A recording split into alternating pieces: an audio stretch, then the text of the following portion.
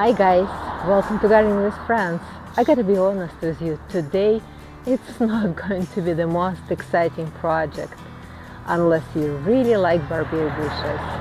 I got rid of all the Japanese barberry bushes in my garden. I inherited years ago. As they are invasive, there are several standout varieties that offer colorful foliage, compact shapes, and seasonal interest. I am back at my neighbor's front yard, where they have quite a few Japanese barberry bushes and would like to keep them. Take a look, it's overgrown and branches are so tangled. What type of pruning can you perform on Japanese barberry bushes?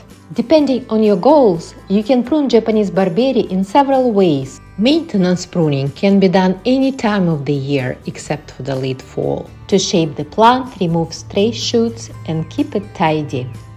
Thinning, to improve air circulation, reduce density, and encourage healthier growth. Best done late winter to early spring, and branches are cut at the base, near the crown, not just the tips. Rejuvenation or renovation pruning.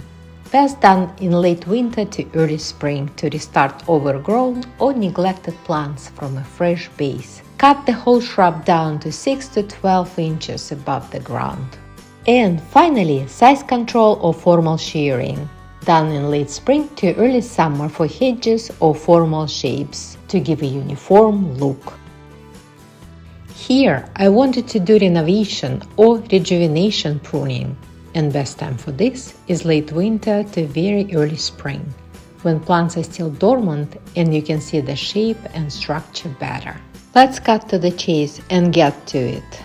I'm gonna be using double gloves, rose gloves plus some other hopefully thick gloves to protect myself from these pricky thorns and eye protection. Here I come!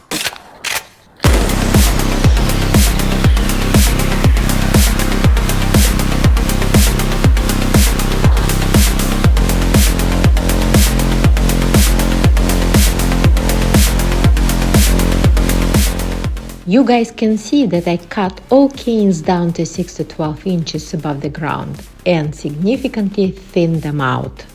And very quickly they started to leaf out and will bounce back strong in spring and summer.